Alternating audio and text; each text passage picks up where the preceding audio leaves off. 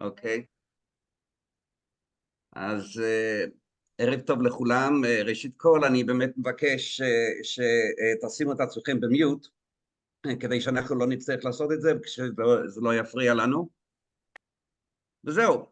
טוב, זה לא סוד שבין מדינת ישראל ליהדות ארצות הברית תלות הדדית החיונית לשתינו, וכמו שישראל זקוקה ליהדות חזקה בארצות הברית ובעלת השפעה בבית הלבן, בקונגרס, מבחינה פוליטית, צבאית, כלכלית, מול מדינות העולם, מול מוסדות האו"ם, ליהודי ארצות הברית גם אינטרס אינהרנטי בישראל חזקה, משגשגת, ובעלת ערכים דמוקרטיים, אולי בראש ובראשונה משום שאנחנו באמת מאותו עם, אבל גם מטעמים רבים אחרים שאין פה עתם מקום לפרט. כאשר אחד הצדדים נחלש ותחת מתקפה, הצד השני נפגע גם הוא, וברור שלחלוטין שבמצב כמו היום, ששתינו תחת מתקפה, המצב מדאיג עד מאוד. מאז 7/10 האנטישמיות בארצות הברית הגיעה לממדים שכמעט לא הכרנו עד כה, כאשר סקר של ה-ADL מלפני כמה ימים הצביע על כך שלמעלה מ-25% מהאמריקאים אינם בעלי דעות אנטישמיות, וזה האחוז הגבוה ביותר מזה 60 שנה. כדי לשים את הדברים בפרופורציה ובפרספקטיבה ולהסביר לנו את המשמעות של המצב, נשמע הערב משלושה מומחים בעלי שם עולמי, השר לשעבר נחמן שי, דוקטור רוני רגב מהאוניברסיטה העברית, ודיויד האריס, שרציתי להגיד שהוא יצטרף יותר מאוחר, אבל הוא כבר יצטרף, אני שמח להגיד. נתחיל קודם כל, ראשית כל, עם אדם שבאמת תרם המון למדינת ישראל, בצבא, בדיפלומטיה, בתקשורת, בפוליטיקה, ובעיקר אדם בעל ערכים שכולנו שותפים להם, נחמן שי, שר התפוצות לשעבר, מי שהיה דובר צה"ל, המרגיע הלאומי כמו שאנחנו זוכרים בזמן מלחמת המפרץ, מנכ"ל הרשות השנייה, מפקד גלי צה"ל, ועוד כהנה וכהנה תפקידים שייקח בערך חצי שעה להגיד את כולם, אז לכן אני לא אקריא אותם, אבל נחמן, over to you. תודה רבה. תודה רבה מרק, תודה רבה לכל המשתתפים. Thank you very much David for joining later on. אני רוצה להודות לך מרק, לרותי כהנוב שארגנה את האירוע הזה ומסתתרת כרגיל מאחורי הקלעים, ולדוקטור רוני רגב שתדבר אחריי וגם היא התנדבה להיות איתנו. מתן לא מדבר? לא אמור לפתוח? אני אדבר בסוף, נחמן. אתה תסכם, בסדר. אני אסכם. טוב, תודה. בסדר, אז אנחנו לקחנו לעצמנו שעה, אני אדבר מהר ונסה לקצר. תראו, האירוע הזה בעיניי, האירוע של 7 באוקטובר, הוא אירוע מחולל שינוי. אנחנו יודעים את זה מהיבטים רבים, הוא גם נוגע ליחסים שבינינו לבין התפוצות, ובינינו לבין הקהילה היהודית הגדולה, החשובה בארצות הברית. השנה שקדמה למלחמה הייתה שנה מטלטלת, שבה בלט מאוד הקרע בחברה הישראלית, אבל לא פחות מזה גם הקרע ביחסים בינינו לבין הקהילה היהודית בארצות הברית. באופן כללי, אבל מדויק, הקהילה בארצות הברית נמצאת רובה הגדול כ-75% מהמרכז שמאלה, ואפילו יותר שמאלה לפעמים מהשמאל שלנו, ואילו ישראל הולכת בהדרגה מהמרכז ימינה ויותר מימינה. וככל שהפער הזה הלך והתרחב, אז נושא כמו המהפכה המשטרית או המשפטית השפיע על מערכת היחסים, וסוף סוף יהודים גם בארצות הברית הרשו לעצמם למתוח ביקורת על מדינת ישראל ועל מה שמתרחש פה. אנחנו לקחנו על עצמנו, המלחמה גרמה לכך שהדברים השתנו במידה מרובה, הייתי אומר שהיא הסירה את האבק מעל היחסים בין שתי, אני רק מבקש את סליחתכם לשנייה אחת.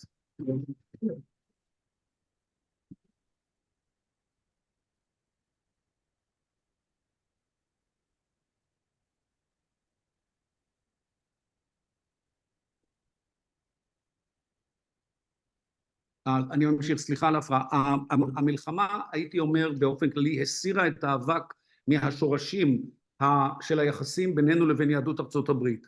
וקרה פה סוג של נס, אבל חבל שהוא בא על הרקע הזה. היהדות האמריקאית התחברה מחדש למדינת ישראל. יכול להיות שזה זמני, יכול להיות שזה לא לאורך זמן, אבל גילויי האהדה וההזדהות עם מדינת ישראל חיפו במידה מרובה גם על השנה החולפת, וגם הייתי אומר על כמה שנים שהלכו והצטברו, שבהם הייתה תחושה בקרב יהדות ארצות הברית שישראל בוגדת בהם, שישראל לא מקיימת הבטחות, למשל בנושא הכותל, ושישראל שהם אהבו כל כך והעריכו כל כך, לא ישראל שהם מסתכלים עליה כשהם באים לבקר. הביטויים החיצוניים של ההזדהות עם ישראל הם כמובן תמיד, אין מה לעשות, במונחים כספיים, למעלה ממיליארד דולר נאסף בקהילות היהודיות. הם מתנו את זה עכשיו, אבל זה קיים, זה סכום מאוד משמעותי לצרכים של מדינת ישראל. הפגנות בלמעלה מ100 ערים, אבל ההפגנה הגדולה מכל הייתה כ3 שבועות לאחר שהמלחמה פרצה בוושינגטון, למעלה מ300,000 איש יהודים נהרו מכל רחבי ארצות הברית כדי להזדהות עם ישראל. כמובן השפעה, לא הייתי אומר מכרעת, אבל גדולה על עמדת הממשל וההזדהות שלו חסרת תקדים עם מדינת ישראל. ביקורים תכופים של משלחות מארגונים שונים, מקהילות שונות שבאו לישראל להזדהות, כמובן ירדו לעוטף, הסתובבו בחמ"לים השונים וכן הלאה, ונתנו באמת ביטוי לאיזושהי רוח חדשה של סולידריות יהודית ששכחנו אותה, ושהיא כל כך חיונית למדינת ישראל. וזה מחזיר אותנו שבעצם בכל נקודת משבר בהיסטוריה של מדינת ישראל, החל מ-48, גם לפני 48, אבל בוודאי מ-48, ברגע שפורצת מלחמה, ברגע שישנה אינתיפאדה, ברגע שיש איום אפילו פיזי על מדינת ישראל, יהודי ארצות הברית מתכנסים, באים ונותנים את כתף למדינת ישראל. התמונה בארצות הברית בתחום הזה היא עגומה, במובן של עלייה בשנאה ובגילויי האיבה והאנטישמיות כלפי הקהילה היהודית. זה הייתי אומר הצד השני של המטבע. אנחנו רואים בעולם כולו, במיוחד עכשיו, כבר קצת התנערות, לא קצת, אלא התנערות מישראל, ונטייה לשכוח את אירועי 7 באוקטובר לטובת מה שקרה מאז. הקהילה היהודית בארצות הברית משלמת מחיר על ההזדהות שלה עם ישראל. יש עלייה למעלה מ-400% בממדי האנטישמיות, יש אלפי אירועים אנטישמיים ברמות שונות, גם במרחב הציבורי, גם בקמפוסים, וכמובן ברשתות החברתיות, שזה רשתות פרועות, ג'ונגל של דמוקרטיה, אבל במובן השלילי של הדבר. אנחנו נצטרך ללמוד מה שקרה פה בקטע שבינינו לבין יהודי ארצות הברית. לצערי הרב, ממשלת ישראל, אני לא הולך לתקוף אותה כי אני עושה את זה ואנחנו עושים את זה בהזדמנויות רבות, אבל באמת לא יודעת להעריך את המשקל, החשיבות, הערך של יהדות ארצות הברית למדינת ישראל. לא נאמרה למיטב ידיעתי מילה משמעותית ביחסים. אני לא זוכר שראש הממשלה, אני חושב שהנשיא פה ושם אולי אמר דברים, אבל לא שמעתי את ראש הממשלה בכל הראיונות ובכל ההופעות שלו אומר את מה שצריך לומר, שאלה הם באמת אחים שותפים לסולידריים למאמץ הגדול שאנחנו נמצאים פה, ולהביע הערכה אליהם. יכול להיות שהוא עסוק בעניינים שלו. הממשלה ככלל לא משקיעה מספיק ביחסי ישראל תפוצות לצערי הרב, וברגעים האלה במיוחד זה בולט, דווקא כשהעולם היהודי מתכנס סביב מדינת ישראל, מוכן לסייע, לעזור, מטה שכם, לא מעלה דרישות, לא מעלה מהקשות, לא מתנה בשום דבר, דווקא מבחינת מדינת ישראל יש איזושהי שתיקה ואיזושהי גישה שזה דבר, כאילו זה דבר מובן מאליו. אז אני רוצה לומר לסיכום, כי אנחנו צריכים לקצר, זה לא מובן מאליו, זה לא דבר פשוט, גם יהודים ברחבי העולם משלמים, אני חוזר על הביטוי, מחיר תמורת האהדה שלהם לישראל, כשישראל עושה את מה שהיא עושה עכשיו בעזה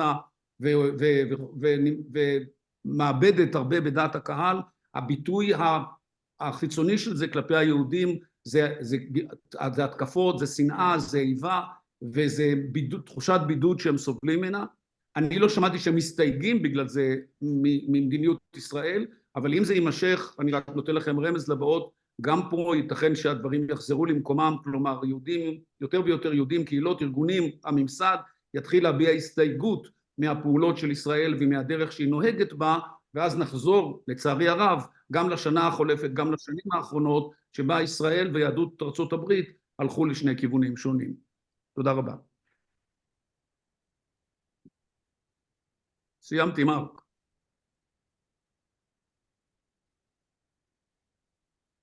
תודה רבה נחמן, מרתק כרגיל. דוקטור רוני רגב, היסטוריונית של ארצות הברית בחוג להיסטוריה באוניברסיטה העברית בירושלים, בעלת MA ודוקטורט מאוניברסיטת פרינסטון, שם עבדה גם מספר שנים כמרצה. כתבה פרסומים רבים, בעיקר בהיסטוריה, על היסטוריה של ארצות הברית, עם דגש מיוחד על התהליכים בהם כלכלה פוליטית וחיי היום-יום מעצבים זה את זה. דוקטור רגב חברה ב-American Historical Association, מנהלת לימודי BA בחוג להיסטוריה באוניברסיטה העברית בירושלים, ומשמשת פרשנית מיוחדת לענייני ארצות הברית בתאגיד כאן. רוני, בבקשה. תודה רבה מרק על ההקדמה הנדיבה. נחמן, תודה רבה שהזמנת אותי לדבר. כמו שאמרתי היום לבעלי, אני ביג ליג היום. אז אני רוצה להרחיב על הדברים שנחמן אמר, שגם לי כמובן פתחו את הראש והשירו מאוד, ובאמת אולי לדבר טיפונת על מה שאתה קראת לו הצד השני של המטבע.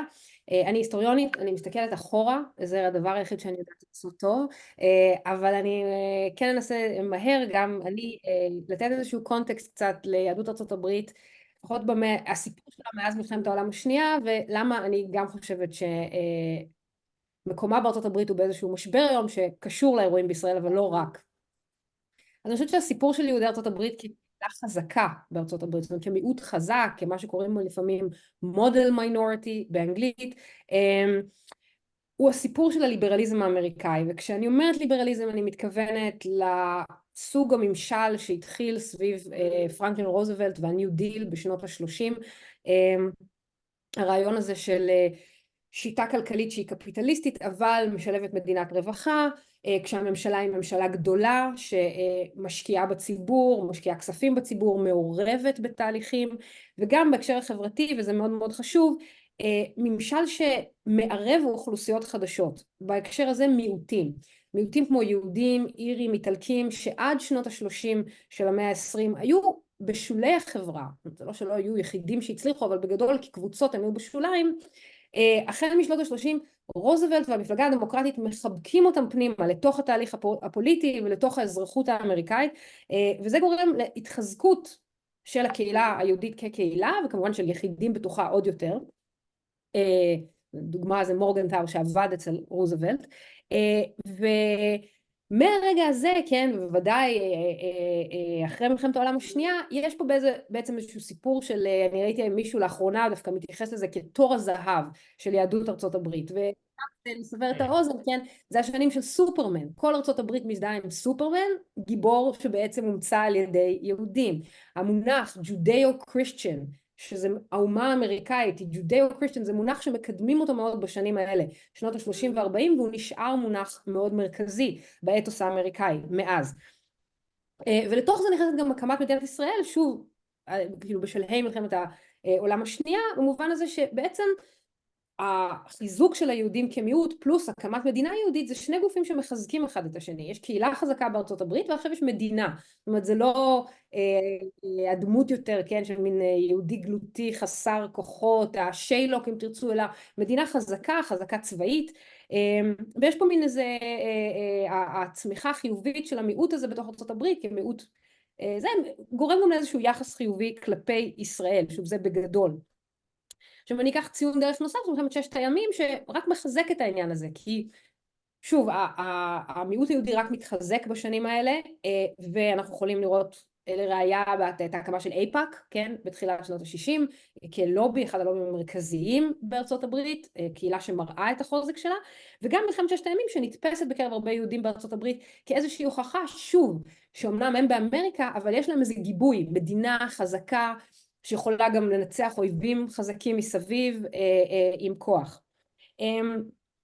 מה שכן אני אגיד, ואני חושבת שזה ממשיך הלאה, כן? השנים האלה שגם הפוליטיקה האמריקאית, על אף שהיא מחליפה מפלגות, יש בה עדיין את הכוח הליברלי, יש אנשים שקוראים לו כך ניאו-ליברלי, אבל זה לא משנה, כן? אם זה רייגן או קלינטון או בוש או אובמה, הם כולם נשיאים וממשלים במסורת הזאת, ואני חושבת שבגלל זה גם באיזשהו מקום הסטטוס של הקהילה היהודית שעם השנים גם יותר ויותר מתברגת להנהגה של המפלגה הדמוקרטית נשאר משמעותי. זה לא שאין סדקים ברקע, ששת הימים בעצמה, המלחמה הזאת היא סדק, כן? יש בה רגעים שיש קבוצות, אולי אפרו-אמריקאים, אולי אחרות, שמתחילות להזדהות עם מה שנקרא דיקולוניזציה, וישראל אולי לא באה להם בטוב אם תרצו, אבל זה סדקים קטנים, אני חושבת שבשלב הזה הם עוד נשארים בשוליים, מה שכן הם נמצאים שם. כנ"ל 11 בספטמבר, בסדר? דווקא פה יש איזה סדק מימין, כן? איזה רגע שבו תיאוריות קונספירציה שעולות לגבי המעורבות של יהודים, אבל שוב, סדקים, אני חושבת שזה דברים שנמצאים בשוליים. מה שכן, אני חושבת שבשנים האחרונות, בוודאי שאפשר לציין את 2008 והמשבר הכלכלי, הנשיאות של טראמפ, הליברליזם האמריקאי הוא במשבר. לא בגלל טראמפ, לא בגלל זה, אבל בגלל סך גורמים. ויש איזה, הוא נפרם משני הקצוות, מימין, חוסר אמון יותר בשיטה, כמיהה למנהיגים כמו טראמפ שלא מחויבים לסדר הגלובלי שחייב את ארצות הברית לאורך המאה ה-20, בוודאי שלא לשיטה הכלכלית, כן? וגם משמאל, תנועות, Black Lives Matter, תנועות אחרות שלא כל כך מרגישות שהן מחוברות למפלגה הדמוקרטית אולי, רואות בה איזושהי קיבעון, גם מה שהיה 99% בדברים האלה. אז יש איזשהו, הסדר הזה נפרם, לא ברור עדיין אם הוא יצליח לשמר את עצמו או לא. ואני חושבת שבתוך החוסר ודאות הזה לגבי הסדר הליברלי והשיטה הליברלית, יהדות ארצות הברית זה איפה שהיא נמצאת. וזה לא סתם שאולי היא כסמל של אחד הסמלים של הליברליות בארצות הברית, גם מופנים עליה חיצים משני הצדדים, במיוחד ברגעים משבריים כמו עכשיו, אחרי 7 באוקטובר, שאפשר לראות שהביקורת מגיעה שוב גם משמאל רדיקלי וגם מימין רדיקלי, שאיכשהו מוצאים את עצמם. אני בדיוק ראיתי איזה סטיקר שמגיע מהדרום, שיש דגל חצי פלסטין, חצי דגל הקונפדרציה, על מכונית של מישהו. כנראה שזה סטיקר שמוכרים עכשיו בדרום, במקומות מסוימים. אז אני חושבת שבהקשר הזה, זה המקום שיהדות ארצות הברית נמצאת בו, ביחס להיסטוריה המפוארת שלה, לפחות 100 שנה אחורה. כרגע יש איזשהו איום, ובגלל זה, כמו שנחמן אמר, זה רק מחזק את העניין שרגעים כמו 7 באוקטובר, שמים את האוכלוסייה הזאת באיזשהו מקום רעוע. הם מרגישים תקפים מכל הכיוונים, הם מרגישים חובה, או חלקם מרגישים, או חובה להגן על ישראל, ואני גם חושבת שאולי בגלל זה אנחנו רואים, שוב, בשוליים, בוודאי ברשתות החברתיות, אבל באמת איזשהם קולות מתוך היהדות שמרגישים שהם צריכים להגדיר את עצמם באיזושהי צורה דווקא כדי לצאת נגד ישראל. בגלל אני מרגישה, אבל שוב, אני כן חושבת שזה מדובר בשוליים, אבל יש פה איזושהי סכנה, זאת אומרת, גם למעמד שלהם כקהילה, במידה ושוב, ההיפרמות הזאת של הסדר הליברלי תמשיך, כמו שאני רואה את זה, שוב, מאז שנות ה-30 של המאה הקודמת ועד היום. ניסיתי לקצר.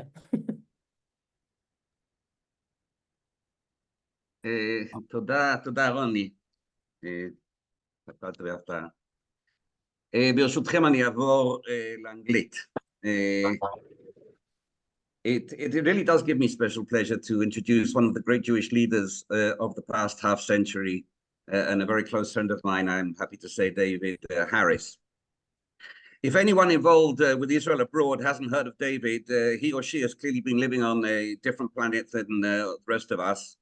So I won't go over his formal bio, except to say that for 32 years, between 1990 and 2022, David was the CEO of the American Jewish Committee and was responsible for turning it into the powerhouse it is today. There is almost no international leader of standing with whom David has not consistently interacted, and his intimate knowledge of the international arena has given him, by many, the title of being the foreign minister of the Jewish world. And this is matched really only by his advocacy and his expertise on behalf of American Jewry within the United States. I must say on my own behalf, I have had the pleasure of working with David literally for almost 35 years, and especially when I was, the help I received from him when I was ambassador in India, when I was ambassador in Australia and in Ireland and elsewhere. Really, David, just to set the scene, we have spoken here of the mutual dependency between US Jewry and the State of Israel. We've spoken about the weakening of one, which leads to the weakening of the other. We've spoken about the dichotomy from נחמן Shai, the dichotomy between what's happening in Israel and what's happening in the United States, the move towards liberalism and the move away from it, etc., etc. And of course, the historical underpinnings and the wrappings we heard just now from Dr. Ronnie. Now, this part of the session will actually take the form of questions and answers, some opening sentences by David himself, followed by questions from the audience. So anybody who wishes to ask any question should really raise their virtual hand. I suppose you'll know how to do it. It's at the bottom of the screen somewhere. I don't know how to do it. And all I ask is that you state your name and you keep your questions as short as possible. You will, of course, have to unmute yourself. David, the floor is yours. And thank you again for taking the time off your hectic schedule in London to be with us this evening. Really, thank you. Mark, it's I who thank you for the many years of friendship. And I also want to thank Ruthie Kahana for having reached out to me in the first place, Mark, and also to my longtime friend, נחמן Shai. I was very happy to be invited. I'm only sorry that this part is in English. It's embarrassing to me. I understood virtually everything, but my speech would be quite short if it were in Hebrew. So just a very, very few sentences, Mark, before I turn it back to you, the questions from you and others. Last summer, a group from Mabal came to the United States, as it does virtually every year, and I've been meeting with Mabal for decades. And this time, last June, July, I said to them, I have one priority to discuss with you, not two or three, as was usually the case. And that is, how do we maintain the strength and the resilience of the US-Israel relationship? This is paramount, and we should not be distracted even by other pressing issues, because this forms the foundation of the external national security doctrine of the State of Israel. I've spent a good part of my life, Mark, in company with you and in company with Ruth and others on this call, in trying to help strengthen and diversify Israeli foreign policy. But at the end of the day, there is no substitute for the role of the United States. None. And therefore, everything hinges, at least in terms of external policy in Israel, on that relationship. And it is no longer on automatic pilot, if ever it was. And so when October 7th came around, Mark, at least in my writings and my speeches and presentations to American audiences, in particular Jewish audiences, I defined this war along three fronts. The military front, obviously, the civilian home front in Israel, obviously. And my message to American Jews was, we can root and cheer for both fronts and wish them success, but they are not us. We can find ways to support them, not second guess them. But the third front is our front. And the third front is the American front, and what Israel's adversaries will seek to do in order to drive a wedge between Washington and Jerusalem. So the bulk of my focus since October the 7th, following years and decades of attention to this, Mark, is how do we ensure that the relationship remains strong throughout this conflict, and that Israel has both the time and the space that it feels it needs in order to pursue its strategy. And we see, and with this I'll end, because you only asked me to speak for a moment or two, when there's speculation that the President of the United States is now worried about his re-election, and in particular, the outcome of the state of Michigan, because Michigan has now attracted several 100,000 Arab and Muslim immigrants who've been naturalized and will vote, and are very much connected in the eyes of the White House to one member of Congress, Rashida Tlaib, who has not exactly been Israel's best friend in the US Congress, then perhaps we're now beginning to see a potential turning point. And I don't want to overstate it, but I don't want to understate the issue either, Mark.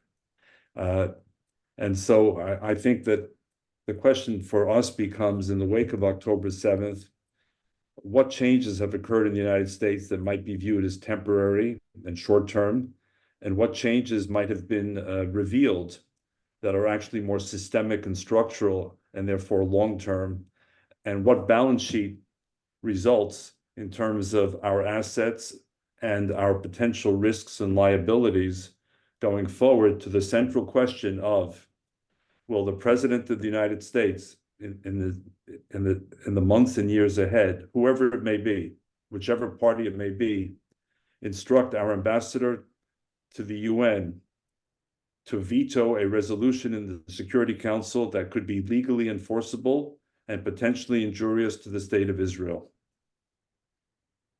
And to me, that remains the bottom line question. And with that, Mark, I turn it back to you. Thank you very much indeed, David. While you all look for the virtual hand to raise in order to ask questions, perhaps especially it's virtual rather than raising your hands because it's difficult to go over the screens. Perhaps I'll get the ball rolling, David, and turn onto an issue which you touched on briefly, but which is important also for us here and for the audience, which is the issue of anti-Semitism in the United States today.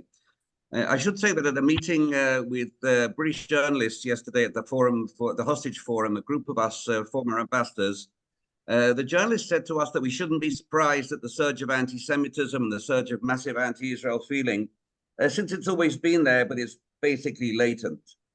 Would you say that's the same in the United States? Has a taboo been broken as far as anti-Semitism is concerned? Is it now acceptable? Can you get the genie back into the bottle? Are we heading now for a new world as far as Jews in America are concerned and their place in American society?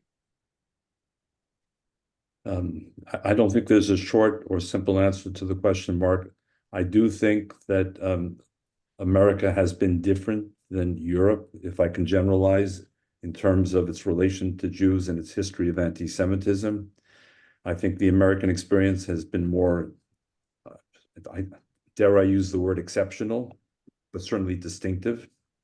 I don't think that America today is overwhelmed by waves of anti-Semitism in every nook and cranny of the country. However, several things have changed, Mark. And I hope we can speak here, Benenu, and not see this all on social media. And number one, we have to address the question of immigration to the United States. And the fact of the matter is that if one looks at immigration patterns, vast numbers of immigrants from Arab countries, vast numbers of Muslim immigrants have come to the United States. Now, please don't misunderstand me. That's not necessarily a judgment on my part, nor is it to suggest that each and every one brings with them deeply felt anti-Semitism. On the other hand, it would be completely naive and irresponsible to suggest that that's not part and parcel of some of the migration. And indeed, Mark, when we look at who are the most outspoken anti-Semites since October the 7th, on campuses, in the streets, on social media and all, a very significant number of people with backgrounds from the Arab world and Muslim majority countries. When I was growing up, as my children like to say, in the last century, there were virtually no Muslims, much less Arab Americans in this country. Number two, we have to talk about DEI, this sort of academic rage of diversity, not equality, but equity and inclusion. And we have to understand how much this has captured the imagination of many of the most prestigious universities in the United States. And you saw that, Mark, on December the 7th during the congressional testimony of the presidents of three of the most prominent universities in the United States, when 34 34 student groups at Harvard University on October the 8th, the day after, declared that Israel and Israel alone was responsible for October the 7th, you see how far this has gone. And when you watched these three university presidents being asked what was a straightforward question, at least to me, about what should be their response to genocidal threats to Jews on their campuses, they famously responded, it depends on the context. This is a function, I believe, very much of the prevalence of DEI, wokeism, cancel culture, put it all together, Mark, that has overtaken much of our educational system. And number three, Israel was one of the first countries to understand that digital diplomacy should not be optional. This was years ago. But we are being overwhelmed by what I have to believe to a large degree is orchestrated, funded efforts on TikTok and elsewhere, estimates, I can only repeat them, I cannot verify them, of ratios of 40-1, 50-1 in terms of pro-Hamas versus pro-Israel messaging are particularly striking. But does this mean that the average American has now revealed herself or himself to be an anti-Semite? I think that would be a total exaggeration. Finally, Mark, just one more point. I think this now poses a serious problem for American Jewish organizations. And I, for one, believe this has to be one of our highest priorities here. Most of them are working from an October 6th worksheet. Everything has changed in so many ways, October 7th, but many of our sort of big, well-known organizations, like the big ships in the ocean, are going to have a lot of difficulty turning around and retooling themselves for a lot of reasons. So we are seeing in this space, Mark, as well as in the pro-Israel space, a lot of new names, a lot of sort of venture philanthropists, a lot of startups. Bill Ackman did not choose to go through existing organizations to tackle the problem of anti-Semitism at Harvard. He went straight to the university. Palantir, a company that I hope many of you know, especially in the defense space, a company I know well because my son is the executive vice president of Palantir, did not go through existing organizations. It went straight to the New York Times initially with a 4-word, full-page advertisement. Palantir stands with Israel. It then took its full board to Israel in the midst of the war. It negotiated a defense contract. And it hosted President Herzog at the Munich Security Conference, even though traditionally that would have been Jewish organizations to do so. So this space is changing rapidly, and the question is, can longstanding organizations, Mark, adapt to the new realities that we face, or are we going to see a lot of startups, both individuals and organizations, beginning to sort of take over here?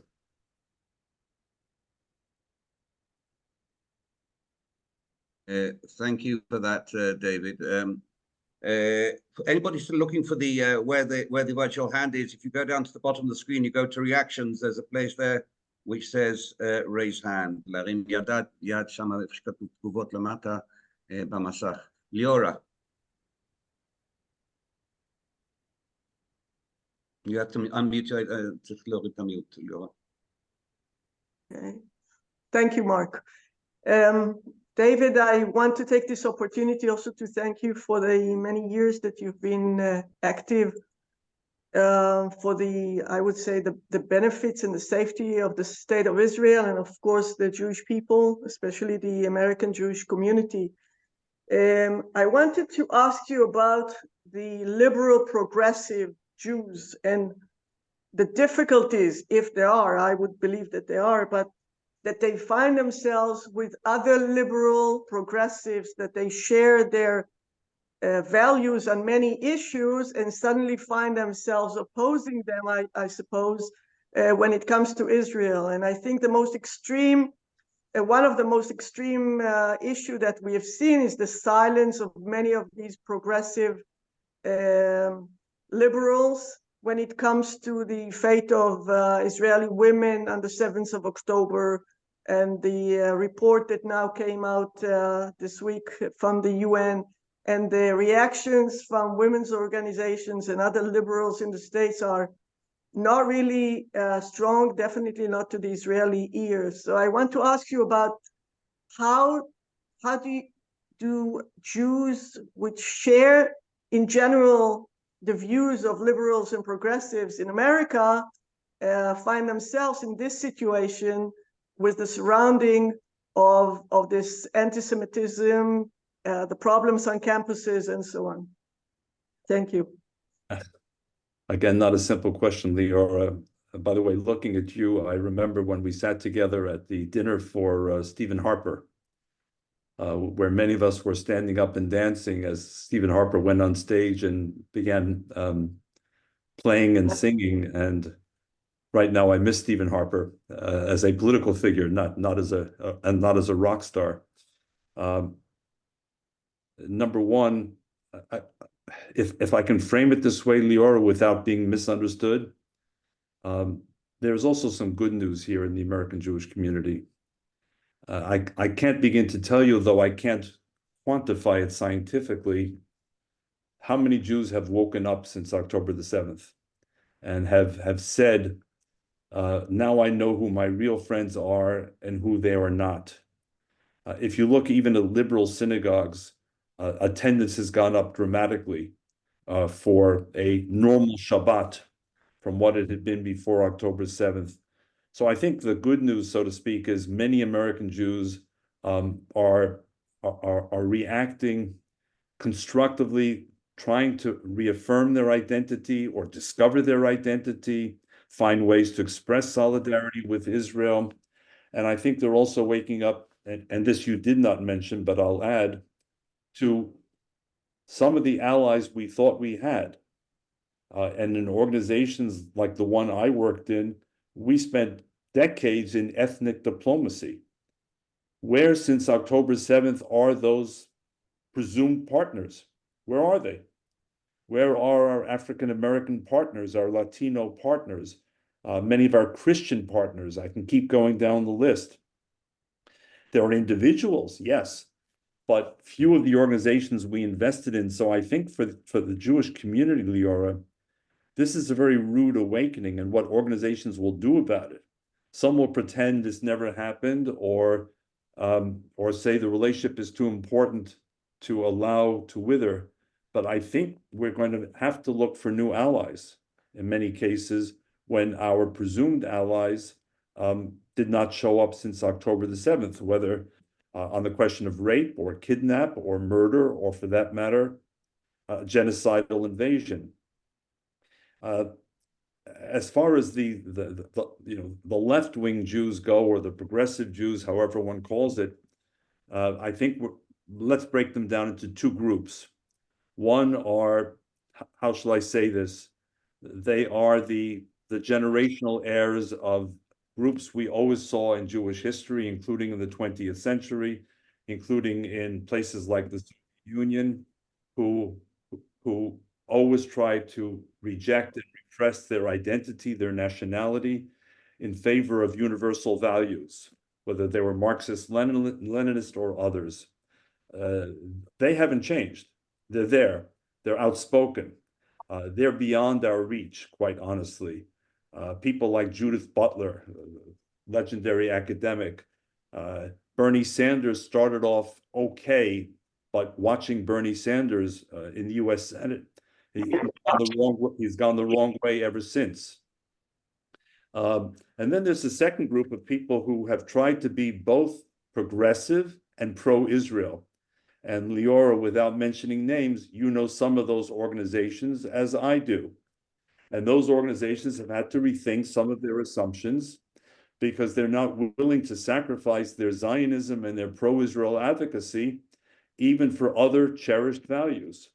So I think there's going to be not just reconsideration, but some realignment going on here, inevitably, for that second group of so-called progressive Jews. Because again, they're not willing to sacrifice their Zionism. If anything, since October the 7th, they've had quite a lesson in reality. And they're the ones that we have to sort of reconnect with, develop closer ties with, whereas the first group, those who are implacably anti-Israel, anti-Zionist, spoken on American campuses and elsewhere, they were, they are, and tragically, I think they will be.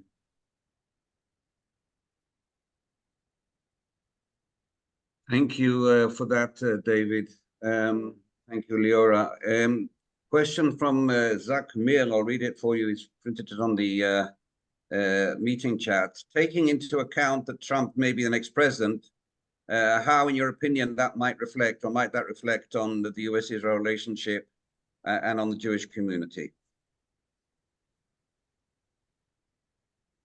If we're talking about the Donald Trump of 2017 to 2021, then all of you and all of us are veterans of that administration.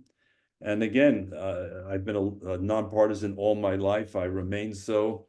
But on balance, that was a good 4 years for US-Israel relations in ways that you know at least as well, if not better than I. The question is whether that Donald Trump is the Donald Trump that could be restored to the White House in November of this year. Lots of speculation about which Donald Trump will it be. Will it be the Donald Trump who now despises Benjamin Netanyahu? Because according to Trump, Bibi was one of the first to call Joe Biden and to congratulate him on his electoral victory, when Trump was still insisting that the election was stolen from him. Is that the Trump that people say is vindictive and never forgets and never forgives? Or will it be the Donald Trump who at the end of the day has no particular love for Israel's enemies and has always surrounded himself with people like Mike Pence and Mike Pompeo and a whole host of others that we can both name who are strongly pro-Israel? I suspect it's more likely to be the latter than the former. That is, the relationship will continue its strength and resilience under Trump. But the part that particularly worries me and should worry all of us is any breakdown in the bipartisan support for the US-Israel relationship.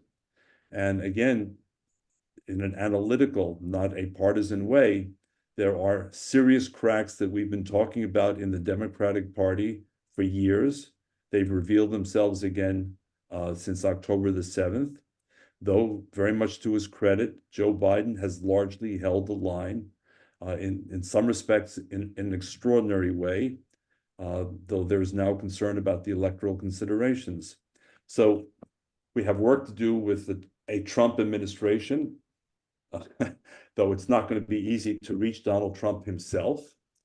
And we have work to do in ensuring that the bipartisan consensus for Israel remains strong, and the noisy minority in the Democratic Party does not expand and increase either its number or its influence within the party.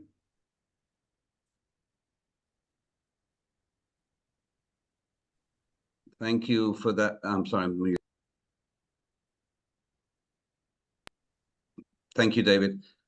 Next question I would like to ask, if possible, David Shimoni. Yeah, Erev Tov, good evening. Thank you, Mr. Harris, for being with us. I'm concerned about the resilience and the strength of the Jewish community. I'll say that I think the Jews in the United States always felt some kind of security because they had Israel in their front or in the back, and the same goes for the Israelis, feeling full support and strength coming in from the United States. The October 7th war caught Israel in the midst of a route to a collision within our society, big questions that were on the front, like our judiciary and about the religion and the state. And for the time being, everything is halted because we're in war. But we are afraid that after the war, the split will become worse and maybe even violent. And I'm asking, what did this war do to the Jews in the United States as a community, as different sectors? How reliable is the Jewish community as a whole to come and support Israel when we need it? What do you estimate would be the future of the community after October 7th? Again, an important question. If I just may say, Mr. Harris was my father and I'm David. So let's stay on on an informal basis, please. Sure. As I suggested, I think that an outcome since October 7th has been, to a very large degree, a strengthening of Jewish consciousness, Jewish connection, Jewish identity, both domestically among Jews, Jews wanting to be with other Jews, as I said, Jews filling synagogues, not necessarily out of some newfound sense of observance, but simply wanting to be with other people that they presume understand them at a different level than they would find among their work colleagues or in other social settings. And as I suggested, the question becomes, is this a temporary phenomenon or is this more long-lasting? I think, and again, it's very speculative, maybe there's wishful thinking baked into it. I can't keep it out entirely. I think two things have been revealed since October the 7th that caught many American Jews by surprise and maybe disrupted their complacency. Number one, the vast majority of American Jews, I believe, thought that this conflict in the Middle East was largely over a two-state agreement. And therefore, they had much more comfort in the realization that they could take a position on the two-state agreement, even in opposition to any government from Shamir to Netanyahu that might have stood in the way. I think what I'm seeing, at least, is far more people today hesitating to plunge into the discussion because they're now saying, no, this conflict is not really about a two-state solution, because having read a little bit since October the 7th, there were lots of opportunities for a two-state agreement, and there was a consistent response from the Arab and Palestinian side. No, this is about something else. This is about large numbers from Hamas to Hezbollah to the Houthis, of course, to Iran, and perhaps even to that duplicitous country called Qatar, which plays all sides brilliantly, but at the end of the day is linked to the Muslim Brotherhood and its ideology. This is about a large swath of people that don't want Israel to exist. Why are we talking constantly about the final borders of a two-state agreement when the subject matter is about Israel's very right to exist in the region within safe and secure borders? And number two, I think most American Jews, obviously there are always exceptions, really did believe that America was a different diaspora story than every other diaspora story in Jewish history. They really believed, and not just because, as you said, Israel had their front and their back, but they really believed that in settling in America, living here for generations, that they were experiencing something that the diaspora deniers, the galut deniers in Israel couldn't understand. This was the second promised land. And lo and behold, since October the 7th, that group of Jews, clearly the majority, I think, is rapidly declining in number. They are much more acutely aware that they have to make a fundamental identity decision. Are they Jews, or are they abandoning the Jewish people and trying to blend in, if not hide, in the larger American society? And what I'm saying is that I think in the numbers, far more people are choosing to affirm their Jewish identity and look for new ways of connectivity and affirmation of identity than those who are saying, well, at best I'll become a Marano Jew. You know, I'll take off my mezuzah from the house, but with the curtains closed, we will light Shabbat candles.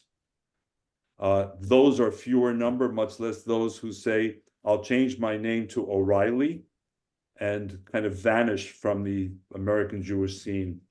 So I know it's early, still the war continues, but I think for long-term planners, and there have to be at least some, how do we capture this new Jewish energy, this new Jewish identity that realizes, you know what, we can't leave Israel on its own. We need to be there not to defend Israel, but at least to support it properly, fully. And we can't take our identity at home for granted any longer and leave it to a few others who spend their lives in the Jewish civil service. I think that's the change. And again, will it turn into a longer-term phenomenon? I have to say something, and I don't mean to sound critical, but I don't feel Israeli diplomacy in the United States today when it comes to non-governmental matters. Now, I'm sure there are many things I don't know, especially since I stepped away from my full-time work, but I'm still extremely active in lots of places, pro-Israel, Zionist, and Jewish. I don't feel the Israeli presence, the Israeli helping hand, the Israeli support. Again, Israel has much bigger preoccupations right now. I get it. But if we don't strengthen the Jewish community and its ties to Israel, then all of our assumptions begin to break down domestically. Are we going to outsource advocacy to evangelical Christians, who themselves, by the way, are changing? All polls show that younger evangelical Christians don't share the passion for Israel. And by the way, what a shanda it would be if in a country of as many as 7 million American Jews, the principal advocates for the state of Israel and the bilateral relationship were no longer Jews, but evangelical Christians. So we have a lot of work to do, but what I'm saying is it's not without a glimmer of hope. I think it's there. My goodness, that was depressing, David, if anything could be depressing.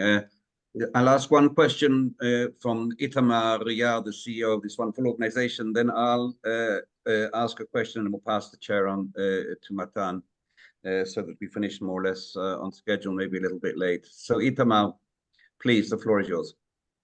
Thank you, David. My question is very simple.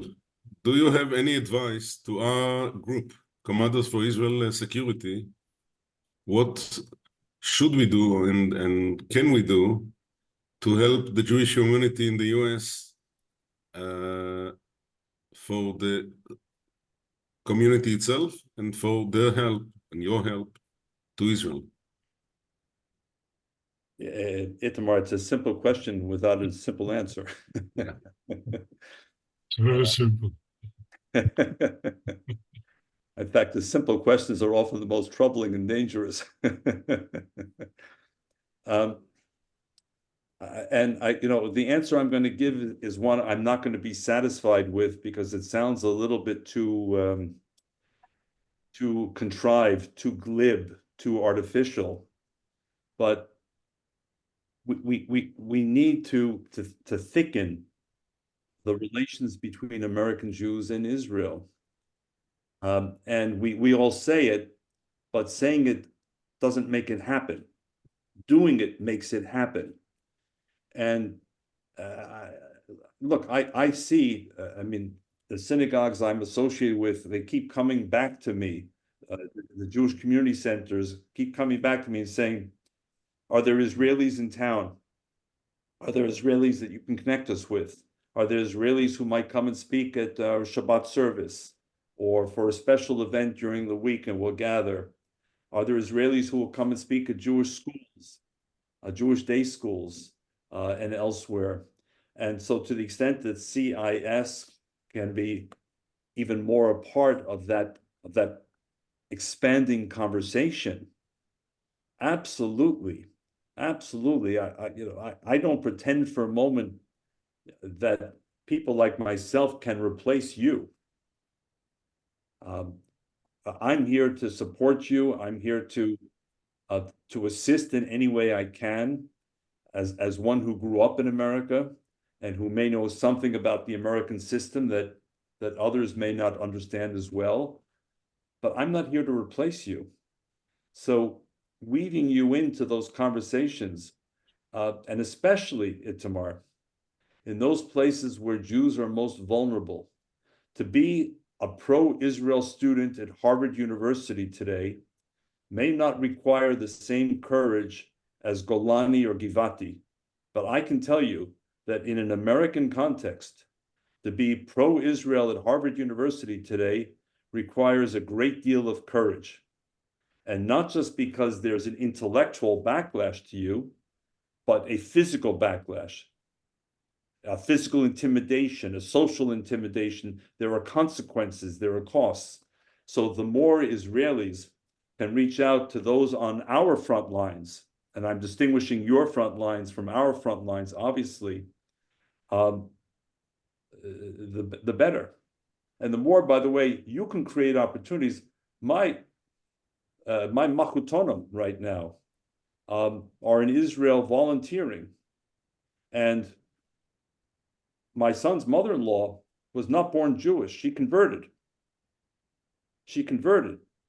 And she was the first one on the plane to go, and she's now working at an army base, preparing medical supplies for the medics. Create more opportunities. There are lots of people. One of my sons is a pediatrician. He signed up immediately, I think October the 8th, and said, call on me. I'm ready to drop everything in the United States and go. He's a graduate of Tel Aviv University Medical School. I think he's one of 12 or 14,000 doctors alone, who've said we're prepared to go. So on the one hand, bring messages here, reinforce the advocates here, especially those who need it the most because they're on our front lines. And on the other hand, help create opportunities for more American Jews to come, and not just to do a tour of Masada or simply to stand on the beach of Tel Aviv and say, I came to Israel, look at me, solidarity. Do something. Create opportunities. David, my goodness, thank you for that. I would like to say something after that, those last few questions and your answers, which are truly depressing, actually. They're not meant to be, Mark. I know, but listen, depressing, but true. We can't make the reality look nice when it isn't, and there's no two ways about that. What I would like to say, though, is the following: what you have here in front of you and the much wider audience is a group of over 300, 400 of the top army intelligence and foreign ministry personnel, all of them with a real distinct and love of the state of Israel on the one hand, true Zionism. But yes, I won't deny that, and very much of the same mind here, with a deep, deep worry at the way the country is going, at the way the country is being led, and that the value system that we have held for so many years is disappearing down the drain, and we're extremely worried about that. And yes, I'm sure, if I can't talk on behalf of Itamar, and certainly not on behalf of Matan, who will speak in a moment, that you have here a horde with a HOARD, a host of people that are ready to stand and do work that you just expounded on, to stand up in the United States for the state of Israel. Yes, it won't be necessarily things that the government would like to hear, perhaps the opposite, but that's what Israel is all about. And that's what the Jewish community in the United States is all about. And we need you, and we need the wider American community. And if the diplomatic service isn't doing enough, and clearly it isn't, So we have to step in, and that's all there is to it. There's no shortcuts on that one, and I can tell you that from my part and from all of my colleagues' part, and I'm sure the wider field, you can count on that, and I'll speak to you later about how we can possibly do that. So that's really what I wanted to say after those last. I had another question, but I put it aside because what you spoke about was actually more dire. That's D-I-R-E in many ways. If I might, can I turn to our, I almost said Supreme Commander, but that sounds bad in the Middle East context, to the chairman of the board of the CIS, the person who is Could I just say a word, Mark, before we turn to Matan? To what you just said, I think in how you formulate what more CIS might do as a result of this and other conversations, I think you also need to take into account, and again, this is simply my reading, it's not the definitive reading. I think many American Jews today, especially in a time of war, are going to be very reluctant to be drawn into domestic Israeli rifts, no matter how serious they may actually be. Some, of course, will respond to CIS message, some will respond to other messages, but I've heard this time and again from other Jews saying, we don't want to be drawn in. We want to support Israel. We don't want to choose a side within Israel or a group within Israel. There will come a moment for that, but not in a time of war, because any such move could be interpreted. They're saying, you may disagree, Mark, and dismiss it, but they're saying any such move will only be interpreted by our opponents, if you will, in the United States and elsewhere, as a weakening of the pro-Israel bloc. And right now we need maximum achdut in the United States, in the pro-Israel community. And as someone pointed out to me, and I'll end with this, the typical conversation, if I could somehow aggregate all the conversations and produce one, is a Jew and, let's say, an Arab in the United States facing each other, and the argument goes, or conversation goes something like this after October 7th. The Jew, I don't like Benjamin Netanyahu either. I wouldn't have voted for him either. And I'm all for a two-state solution. And I feel the humanity of the Palestinians and their suffering. But by the way, since October the 7th, I stand with Israel against genocide, rape, mutilation. The other interlocutor does not begin with giving away the first 20 or 30 yards of the field on his side. He doesn't begin by saying, I oppose Hamas, I oppose its charter, I oppose what it did on October the 7th. He pockets it all, and then he goes right into colonization, occupation, resistance. So you have to understand that for many American Jews now, they're not eager to give away even more yardage in the debate. We were born with a guilt gene. This is part of the Jewish genetic code, an apology gene. And so CIS has a very important role to play. I know many of you, I certainly know the bios, the CVs of many of the people I'm looking on the screen right now. But I think one has to be very careful outside of Israel during the war in conveying messages that may be seen, however they're framed, as somehow centrifugal, pulling apart the consensus, the community as it's evolved since October the 7th. And with that, Mark, I thank you and Ruthie. Thank you. Thank you for that, David. Thank you. I think we certainly, I take that on board, but of course we're all astute enough to realize that we're not going to bring especially at this time, the internal divisions that we have here into the international Jewish community. But nonetheless, we are a resource, and we have like-minded points of view. And we're at your service, or at the service of the AJC, or any as you wish. Matan, the floor is yours. You are going to introduce me, Mark? What, man? If I need to introduce you, Matan, then we're in terrible trouble in the state of Israel. In fact, I think that's really that's the bottom line. No, I can't. David, you know Matan, of course. Everybody knows Matan. I would like to say a few words.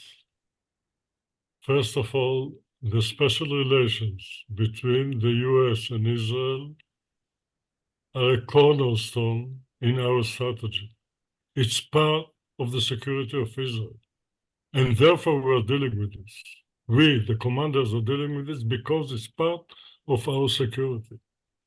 I used to say it every time to my colleagues when I was ambassador in China, in Beijing. And my staff said to me, don't say it, don't say it. You are the ambassador in China, not in Washington. And I said to them, the Chinese understand it. And we must tell them all the time.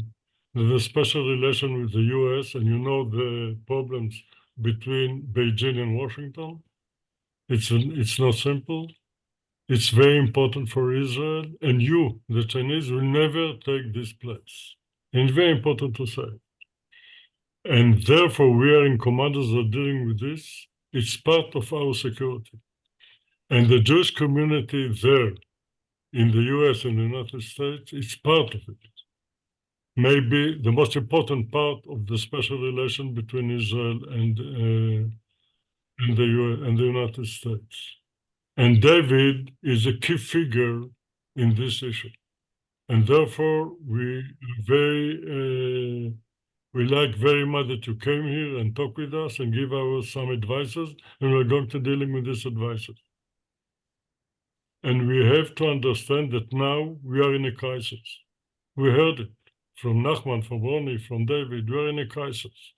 I hope that this crisis, it's only a misunderstanding in the family and not a divorce. Because if it will be a divorce, it will be terrible for our security. And I would like to deliver my own thanks and the thanks of all the group, I believe, to the people behind this meeting. We have to start with David. David Shimoni, Dr. David Shimoni. I can say Dr. David Shimoni team, because he is not alone. And נחman, of course, that is part of us. And Ronnie Regev, that it was very interesting to listen to you. It was really interesting. And to Ruti Kahanov, that she used to be all the time behind the scenes. She's not there. I know her from the Foreign Ministry office, and she was my mentor when I was the ambassador to Beijing. Although she was the ambassador to Tokyo, she was my mentor there, and she is a very important lady in this issue. And last and not least is David, that I mentioned before. He is a key figure from my point of view in the Jewish community. Many years dealing with the problems and the relations between the community and the state of Israel. And you gave us some advices, and we listened to it. And I hope that it's only a crisis, that we'll have time to go out of it. And thank you very much to each one of you, and Mark, of course, Mark Sofer, that I know for many years as well. Thank you very much. Bye-bye. Thank you. Thank you, everybody.